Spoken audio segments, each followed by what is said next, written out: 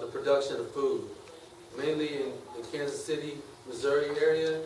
He is a major community leader in the Kansas City, Missouri area. There is foundation of M2M, or Males to Men. And he also is acclaimed for founding Nile Valley Aquaponics.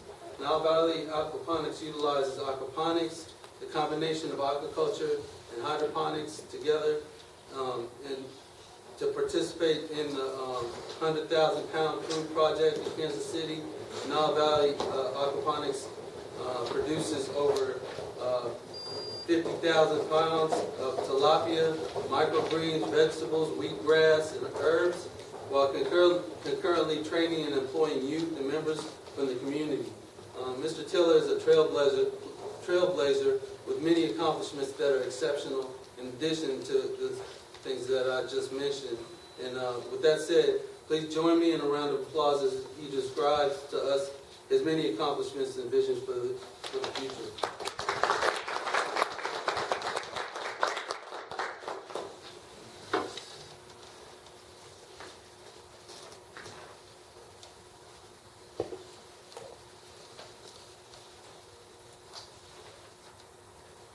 Good afternoon. My name is Dre Taylor, founder of M2M Community Foundation, Nile Valley Aquaponics 100,000-pound food project. Everybody has smartphones here, and so if you can, take 5 seconds on Facebook, found Nile Valley Aquaponics on Facebook, like our page. We do a lot of work through social media, get the word out. If you can share the page, share the vision. Everybody has a part to play, and just do this small part by just finding Nile Valley Aquaponics and see some of the wonderful things we continue to do in our community in Kansas, Missouri, and hopefully inspire someone here to do some of the same things in their community when they go back home, when they leave school. I give a presentation on how to build a community around food, the Nile Valley Aquaponics 100,000-pound food project. And so when I usually do presentations, this is what I do my presentations about. And I'm glad for you guys to have me here. I'm glad to share my story here at Langston. Like you said, I started a mentoring program. Got a mentoring program called Males to Men. So about 50 boys I mentor. Been established since 2013. We mentor every Monday. It used to be Monday and Wednesdays. And so our mission is to raise strong, conscious, productive young men and reestablish accountable and productive leadership in the community. And so we do a lot of things with our boys. One of the things we do, we teach them how to tie ties, take them fishing, show them how to, we even have mentors learning how to tie ties for the first time. We teach them how to change fluids on cars, change a tire. We even have a partnership with the Black Pilot Association. So we take all of our kids, 30, 40 plus kids every year, to fly in private planes owned by black pilots around Kansas City. And so they fly over downtown, they see the Arrowhead Stadium, there's a Crown Center, and Worlds of Fun, which is an amusement park in Kansas City that they get to fly over once a year in private planes. And so we try to be that avenue for them to learn and be exposed to different opportunities in the community where they wouldn't even know that black pilots even existed. So these are some of the things we do with our boys. We have actually also sent a couple kids to Oshkosh, Wisconsin to actually learn how to fly planes. And so there's a lot of scholarships available to learn how to fly planes. One of our goals is in the next couple of years to own our own private plane, to have kids get their pilot license before they even graduate high school, which consists of 50 pilot hours. And so that's one of our goals we have in the next couple of years, to get our pilot license, our plane, so kids can get their pilot license and actually learn how to fly a plane. 2011, this is what pretty much got me started. I met a guy named Will Allen. He's one of Time Magazine's 100 most influential people in the world. He grows 1 million pounds with less than 3 acres of land. And so I met this guy, Will Allen. Me, my grandfather, and my uncle, we went to a workshop. We built a small little 4x4 aquaponics system at this workshop. We were so entertained and amused by this aquaponics system, by raising vegetables and rocks and having fish used as fertilizer, that we all went home and built our own individual systems at our house. So my grandfather built one, my uncle built one, and I built one. And so I've been doing aquaponics since about 2011. And that's what came about, the idea of the Nile Valley Aquaponics project, as soon as I started learning more about it. And the history of Nile Valley is they used to cultivate fish and vegetables thousands of years ago. A lot of times you hear bad things about tilapia. Don't eat tilapia this, don't eat tilapia that, but they have tilapia on the walls of Egypt. But a lot of people don't know that they've been using tilapia for thousands of years.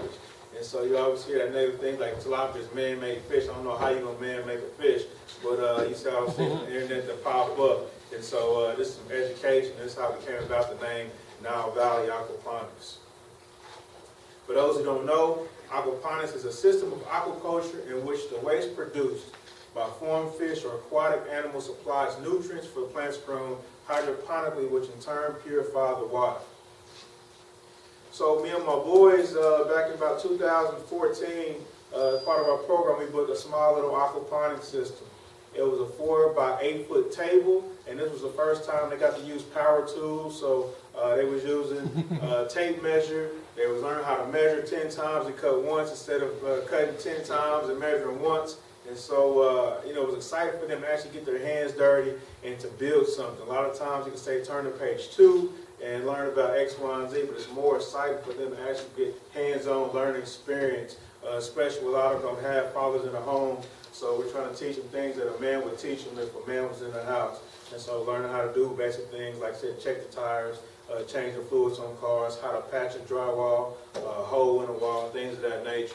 And so we built a small little aquaponics system here in a basement out of a community center. This community center was converted to a community center from an elementary school that I attended when I was young. So just 3 blocks from where I grew up, I was able to come and mentor at the school and be able to give back to the area that I lived in where, you know, a lot of other kids would have opportunities. When I was growing up, where half of my friends that I grew up with are now dead because they didn't have the opportunities. And so trying to give back to the community and doing something that should have been done when I was there, when I was younger. This is the system here. We had a small little 100-gallon fish tank. We started with some goldfish in there. Usually when you start off with aquaponics, you want to start off with some goldfish or some dives. They float. You know, the water's not ready, so we have tester fish with goldfish inside the system. And so it was exciting for the boys to see how the system actually worked and explain them, you know, all the different sciences that goes into aquaponics.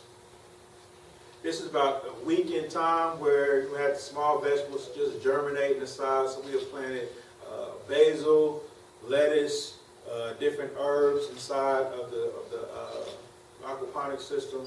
This is about a month of time that we're growing inside the system here. And so they was able to see the vegetables grown from the seeds they actually planted inside. And so like I said, this was a 4 by 8 table with a 100-gallon fish tank inside. And so here, if you was to buy this food at Whole Foods, you can probably do close to about $2,000 worth of food in a small little footprint. Here, 4 by 8 table, 100-gallon fish tank in the basement. It probably costs about $300 to build. And so me and my boys, this was the first system that me and my youth built here inside of an old moldy science room that they let us utilize. We was also doing insects at the time. There's a container in the corner of Tupperware. We had some black certified larvae that I'll talk about a little bit later. So we've been doing that since 2014. I didn't know much about them.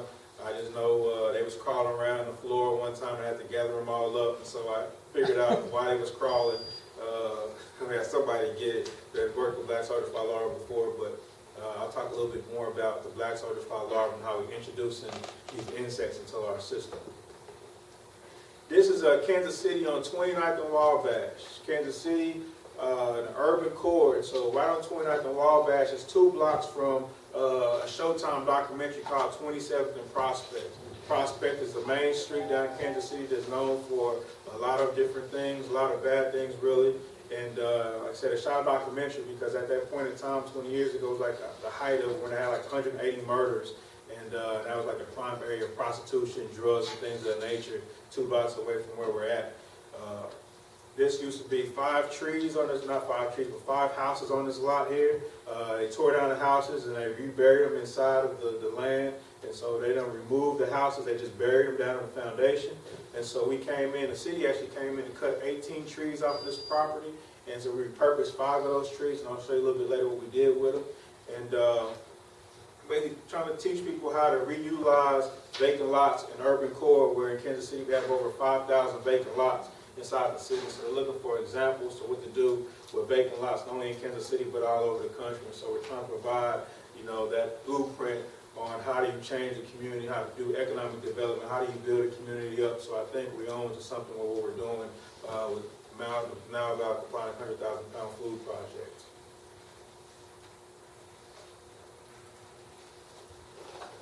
So this is what the land cleared here. We cleared this land. So we removed the trees.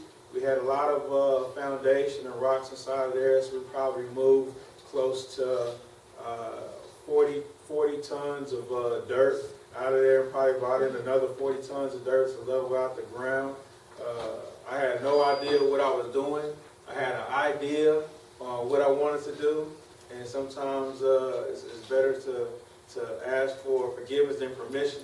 And so I wouldn't advise doing that all the time, but sometimes you got to be the change you want to see. And this is what the perfect example of, I don't like the things I was looking at. I wanted to change the way the area looked, the neighborhood looked, and get everybody involved. And so this is how we pretty much got started, by doing some of this stuff here on the property. This is me, a little slimmer me.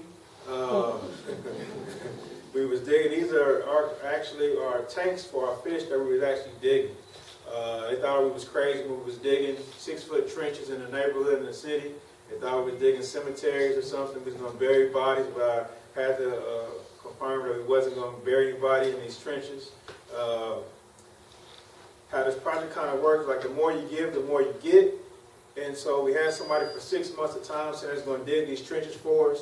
And when it came to digging, they said they wasn't going to be able to do it, so we didn't have it in our budget. And so I just happened to be at a Black Pilot Association meeting with one of my boys. And somebody, Havis, came out and said, I have some machinery, I'll come out and dig it for you. He came out on Wednesday, and he surveyed the land, and then Thursday he started digging this land here, these trenches for us. Didn't cost us a penny. He broke his tooth on his bucket, and he broke 2 lines on his machinery, digging all this stuff up because a lot of concrete and foundation in here, and he didn't ask for 1 penny, just kept digging because he believed in the project. And so that's pretty much how he's been going on and on, because people just chipping in every bit of the way by helping out with the project. There's a yellow house in the middle. That yellow house, used to be a lot of guys sitting on the porch drinking beer all day long, not really doing anything. And so one day a guy came off the porch. The first day we started building, and his friends on the porch would say, man, why are you helping out? He said, because of his mother had just passed, and it took his mind off his mother passing. And so they were like, they're not paying you anything. I mean, we have a lot of volunteers volunteering, and so we didn't have funds to pay anybody. We would just have a lot of volunteers in building this up. And so I came to a point in time where we actually received some funds where he was actually able to buy a car. And now he's driving back and forth, and you talk about economic development, you don't get no better than living across the street and working, across the street, people from the community, seeing somebody in the community working on a project across the street.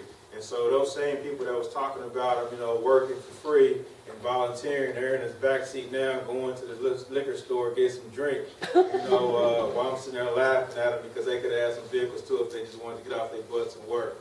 And so you talk about economic development, you don't get no better than, chipping in and helping out in the community in which you live in and being the change you want to see. These are a look at the tanks that we have here. So just to give you an idea how big our fish tanks are. We have 3 fish tanks. 2 of them are 6 feet deep, 4 foot wide, 120 feet long. So 2 20,000-gallon tanks. And we have one half the size, about a 10,000-gallon tank. And so even though we had that machinery out there, we had to do a lot of hand digging. It took us probably about a month just to dig the trenches far enough apart, level them out to put our fish tanks inside of the system. Like I said, we had a lot of volunteers that come and just out of nowhere and show up to help this project get going. These are some of my boys here working on the project. Home Depot had donated some hard hats, some tape measures, and so low productivity, but not a lot of work was done with these boys. They took dirt in one section and put it back in the same section, but it's not too many times you can say that boys can come and say that I helped build something and I was a part of something. And so, for the rest of their life, they can sit there and say that I helped build this system here. I was a part of that. We even had the boys that live in the neighborhood, they'll drive on a school bus and they'll yell out the window, "Hey Dre, tell them I work there." And so just for them to have that pride, to know that the kids on the bus know that they have a job, you know, it speaks volumes to, you know, what we're trying to do and the opportunity we should provide for the youth that's going to come before us and leave more opportunities for others to follow to what we're doing. This is a greenhouse. This is a shell of the greenhouse. Like I said, these are the tanks that we dug out, the overview before we put anything inside of them. I was going to do a 30 by 90 foot greenhouse, and then I seen this greenhouse on Craigslist. It was like $3,100, so we bought it. We had somebody come out and tear it down. The smart thing would have been to do was to have the same crew that tore it down and put it back together. But we didn't think that through all the way. So about 3 days, we looked at all the parts, trying to figure out what a purlin is, what the eave is, and all this other stuff. So we finally had the smart decision to come up and have somebody come out and fix it. And so we had them come out and help put this greenhouse together. Like I said, we didn't have a permit for this. We didn't go to the city. Now, I did consult with them as far as greenhouses. There wasn't no ordinance. And so I usually turn a blind eye to a greenhouse, but we're doing a little bit more than just a greenhouse. And so you see in the middle, we have a ladder on top of some wood, on top of some poles. So OSHA wouldn't have liked this right here. So this is like a what not to do situation here. So locally, nobody was hurt on the project. I don't know how, but nobody was hurt by building this. But like I said, sometimes you just got to build it and they'll come. And so the city's been very supportive of us and our projects here and building this greenhouse. So this is just us digging, putting the wood inside of there. And so we have 168 4x4 by 16 foot poles. I know because I brought most of them inside of there. We had 2 by 12 by 12 foot, 300 wood that we put inside of there. Plywood, not plywood, but treated lumber inside of there. And I showed the wood. These are some boys that we had working that lived around the block, and they still work at the greenhouse today. They live around the corner. And these are some of my hardest workers I probably had. They come after school every day asking if there's any work for them to do. And I can tell them what to do, and I don't have to worry about them not doing it. I can count on these guys here, and they, we actually just awarded their 2 sisters for getting a 3.0. We give them like $50 for having a 3.0 grade point average in our mentoring program. We give $100 for our boys, but the 2 sisters we gave $50 a piece because they're not in our mentoring program. But they also do a lot of work in the community with the neighborhood association as far as cutting the elders, grass, leaves, brush, and limbs. And so we do a lot of stuff in the community with our youth. All this wood that you see here is probably about $40,000 worth of wood. It's more wood than this. All this wood still on the corner. And like I said, we're in an urban area where, it was constantly hearing ambulance, gunshots every now and again, and things of that nature. And all this wood stayed on the corner for about 2 to 3 weeks time period. And we now have not one board was stolen from the project. And I don't care if you're in the suburbs or in the inner city, somebody's going to build a deck, a fence, or something with that wood. A tree house, I don't know. Somebody's going to build something, but it just speaks volumes to the neighborhood and community we built where nobody took not one board from the project. And so they always make that known because, a lot of times when something bad does happen, say you can't do anything, you can't do this because of that, but it can be done. And, when we reach out to the community, people do want to see change, and you just have to be part of that change. This was, the outside of the greenhouse once we had everything completed. We had the fish up there, but we had a bad partnership that spoiled. And so you always want to make sure when you do build something, you own the land that you're on. And so it's always a good lesson to learn when you have partnerships. And so things worked out in our favor. It was pretty swift and quick with the bad partnership that went bad. And so we actually went over and repainted the front to the liking of the facility there. We have a lot of field trips, a lot of kids that come to the facility. We had groups from people representing over 30 different countries. We had kids from Mexico come in, learn what we're doing here. It's a lot of education. The picture on the left is a kid standing at the garden there. So we have a free community garden outside of our fence, even though we have a fence there for liability reasons. We have a garden outside the fence, and so there's no reason to break in when you have food on the outside of the garden. And so that food on the outside of the garden is free for people in the community. So people get off the bus, they have their little plastic sacks, and they come pick their greens, their tomatoes, their peppers, whatever it may be, because they might not have money to buy it otherwise. And so we plant, and we have all the volunteers help plant and maintain that garden for the people in the community. A lot of education involved. And so like the girl holding the little cucumber, she didn't know that pickles came from cucumbers. And so there's always an education around, food and how to build the community around it. There's a picture on the right where the guy have a shirt, I don't know if you can make it out, but he had a shirt that say homies for life. And so they met there, and so that's kind of how, we build a community. We have people with different backgrounds coming together, working together for a common goal of building a community. So we have a lot of that interaction between a lot of different people inside the community for this project here. Here's some other kids from the neighborhood that actually came and helped out to actually live in the neighborhood, help them plant, some collard greens right there that they're planting. Inside of there, like I said, we have a lot of school trips. You can see the excitement on the kid's face. I have a handful of red worm wigglers in my hand. And so the excitement in kids' face to see those things. We have Dr. Clark, he used to be a professor here. He came down to visit. Some of you guys are probably familiar with him. That's his granddaughter doing some water testing. She attends Spelman, so she did an internship at the greenhouse last summer. And so we have offer those opportunities for people to actually come in and learn what we're doing inside the greenhouse. This is Josh. We have some goats. Only named 2 of them. One of them name is Billy. The other name is Gene. I don't know if you guys open up Billy Jean. But we have about 8 goats. I'm not much of a goat person. They're mainly there because there are a lot of kids that come like a petting zoo. They're Nigerian dwarf goats. They made the news one day because one of them got loose. And so I kept seeing a phone number on my phone. It was a police actually calling, so I didn't answer it. But I knew it was that number. I couldn't figure out what they wanted with me. I know I didn't do anything.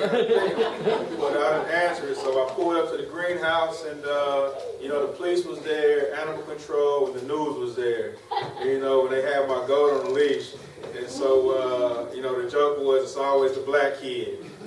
So everybody had fun with it. The officers was laughing, animal control was laughing, and we got our goats back, and they were taking pictures of me bringing the goat back in the fence. But it was all fun and games, but kids, just come by the fence, and they just feed the goats through the fence, and we have a lot of interaction with people in the community. Just love to see animals in the urban core where you don't see, goats just in the middle of the hood nowhere. So it's different for those to see. Like I said, we cut down 18 trees, and this is some walnut that we have finished. And so one of these walnuts is actually my table in my office across the street. And so, like I said, we wanted to repurpose and reutilize some of the wood on the property and how to reuse vacant lots. And so, like I said, one of those tables can be used or sold at like $500 to $1,000 that usually somebody would cut down and just mill and go to a lot or something like that. But we were able to reuse that walnut wood, and we actually have some more planks that we can actually sell, when we get around to refinishing that wood there. We have a lady on the left named Miss Maxine.